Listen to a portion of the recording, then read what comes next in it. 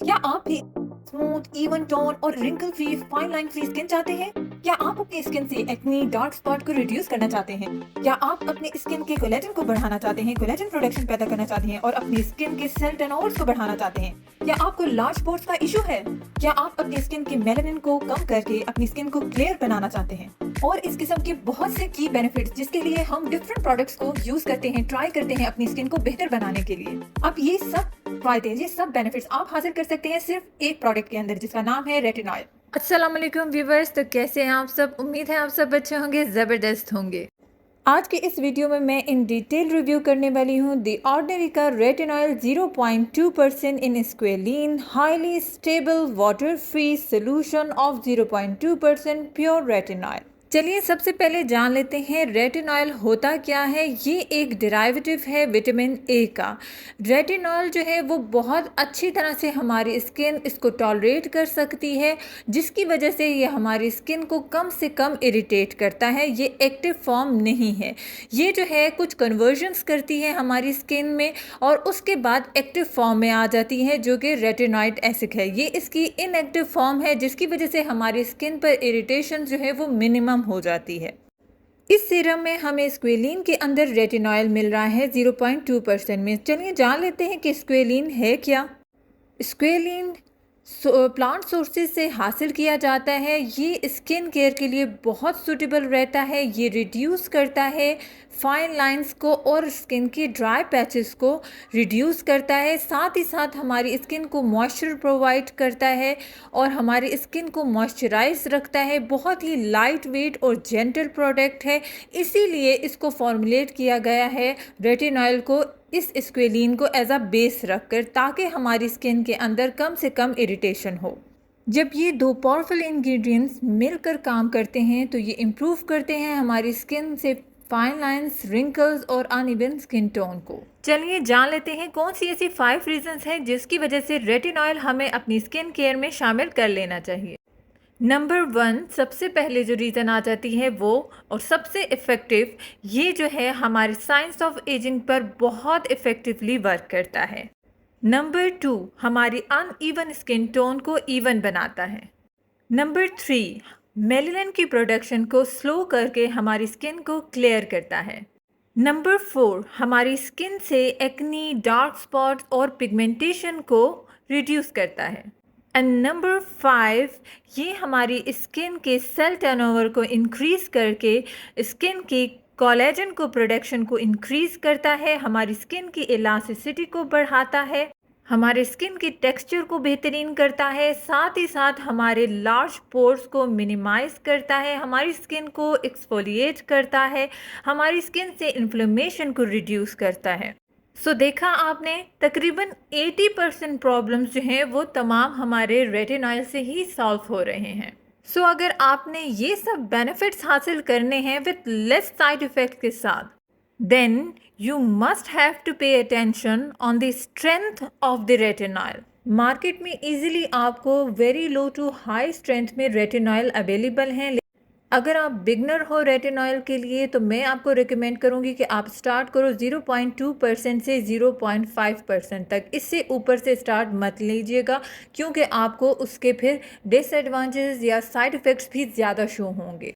First of all, आपने अपनी skin को आदी बनाना है रेटिनॉल का। लो परसेंटेज से जब हम स्टार्ट लेते हैं तो हमारी स्किन साइड इफ़ेक्ट्स नहीं देती और हमारी स्किन एक्सेप्ट करती है रेटिनॉल को। जैसे जैसे आपकी स्किन यूज टू हो जाएगी रेटिनॉल की, आप परसेंटेज को बढ़ाते जाएंगे। आप 0.2% से 0.5 पर मूव कर जाएं, फिर 1 पर मूव करें। इसी तरह आप इंक्रीज़ करते जाएंगे इसकी परसेंटेज को, लेकिन उसके लिए आपकी स्किन को यूज टू करवाना बहुत ज़रूरी है। अदरवाइज़ आप जो हैं काफ़ी सारे साइड इफ़ेक्ट्स फेस कर सकते हैं रेटिनॉल के। अब बात कर लेते हैं साइड इफ़ेक्ट्स पर। जब बात निकली है तो आपको किस किस्म के साइड इफ़ेक्ट्स फेस कर सकते हैं। आप रेटिनॉल की वजह से अपनी स्किन पर इरिटेशन या रेडनेस फील कर सकते हैं। ड्राइनेस मोस्टली कॉमन है, ये होती ही है, थोड़ी सी आपकी स्किन ड्राई होती है। पीलिंग इफ़ेक्ट लाइट सा अगर आता है वो नॉर्मल है। हाई स्ट्रेंथ में आपको सीवियर किस्म की पीलिंग हो सकती है, सीवियर किस्म की ड्राइनेस, रेडनेस हो सकती है, इचीनेस हो सकती है और स्केली पैचेस हो सकते हैं। सो आपका स्किन बैरियर भी डैमेज फील हो सकता है। लेकिन ये तभी होता है जब आप डायरेक्ट जंप करते हैं हाई स्ट्रेंथ परसेंटेजेस पर, तब आपकी स्किन इस किस्म की जो है वो सिवियर जो है आपको साइड इफ़ेक्ट्स फ़ील होते हैं। अदरवाइज़ लाइट सी ड्राइनेस, आपको लाइट सी पीलिंग थोड़ी बहुत आपको फ़ील होगी, आपकी स्किन ज़्यादा इरिटेट नहीं हो सकती इससे। इसीलिए आपने लो परसेंटेज से अपनी स्किन को इंट्रोड्यूस करवाना है। चलिए अब बात कर लेते हैं रेटिनॉल के टेक्सचर की, कि इस द ऑर्डिनरी का रेटिनॉल सीरम का टेक्सचर क्या है। बहुत ही लाइट वेट टेक्सचर है ये। आपको अप्लाई करके मैं बताती हूँ, स्किन पर बहुत लाइट है। आप इसको किस तरह से यूज़ करेंगे, इसकी एप्लीकेशन किस तरह से करनी है, ये भी देख लेते हैं।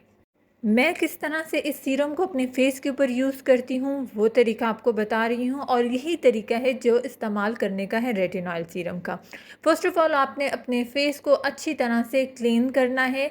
डबल क्लेंजिंग रिकमेंडेड है, बेस्ट है। अगर आप डबल क्लेंजिंग करेंगे ये बेहतरीन है आपके लिए, आपकी स्किन के लिए। मैं डबल क्लेंजिंग प्रोसेस करती हूँ। फ़र्स्ट मैं क्लेंजिंग करती हूँ अपनी स्किन की, उसके बाद मैं इसको फेस वॉश से वॉश करती हूँ। डैम्प फेस पर, या अगर आपका फेस ड्राई हो गया है तो दोबारा से आप स्प्रे कर लें रोज़ वाटर से, या फिर पानी की आप स्प्रे कर लें फेस पर और डैम्प कर लें अपनी स्किन को। और मैं यूज़ करती हूँ हाइलुरोनिक एसिड अपनी फेस पर। दी ऑर्डिनरी का ही हाइलुरोनिक एसिड मैं यूज़ करती हूँ, अपने फेस पर अप्लाई करती हूँ। 2 ड्रॉप्स में लेती हूँ, उसको अपने फेस पर स्प्रेड कर लेती हूँ और उसको छोड़ देती हूँ ड्राई होने के लिए। जब कंप्लीटली मेरी स्किन ड्राई है, क्योंकि रेटिनॉल आप वेट स्किन पर किसी सूरत यूज़ नहीं कर सकते, आपकी स्किन का कंप्लीटली ड्राई होना बहुत ज़रूरी है। जब आप कुछ टाइम देंगे अपनी स्किन को अच्छी तरह से, आपका हाइलुरोनिक एसिड आपकी स्किन सक कर लेगी, एब्जॉर्ब कर लेगी। उसके बाद जब कंप्लीटली ड्राई स्किन है तो आपने अपना रेटिनॉल सीरम यूज़ करना है। किस तरह से आपने यूज़ करना है, इसके आपने मैक्सिमम 2 टू 3 ड्रॉप्स लेने हैं, बस मोर देन इनफ है। इससे ज़्यादा आपने अमाउंट नहीं लेनी। 2-3 ड्रॉप्स आपने लेने हैं, अपने फेस पर अप्लाई करना है, अपनी नेक पर और अपने बैक ऑफ द हैंड्स पर, जिस पे एजिंग आपकी होती है।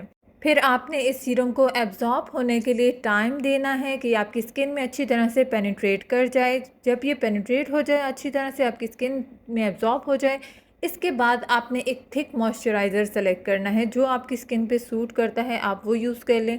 मैं सेरा जेल यूज़ करती हूँ और मेरी इस पे वीडियो भी है स्किन नाइट स्किन के रूटीन में, जिसमें कि स्पेशली एंटी एजिंग पे है। मैंने उसमें पूरी अपनी रूटीन शो की है कि मैं किस तरह से इसको यूज़ करती हूँ। सबसे पहले हाइलुरोनिक एसिड, फिर ये रेटिनॉल सीरम और उसके बाद सीरा जेल। आप वो चेक कर सकते हैं वीडियो, उसका लिंक भी मैं ऐड कर दूँगी इस वीडियो के डिस्क्रिप्शन बॉक्स में, वो भी चेक कर लें अगर आप चाहें तो। इसके अलावा रेटिनॉल सीरम जो मैं रिकमेंड करूँगी वो आपको सेरावी का है। कॉस्टली अगर आप ले सकते हैं तो वो आपको मिल जाएगा 7000 की रेंज में, और जबकि ये आपको ईज़िली 3000 की रेंज में अवेलेबल है।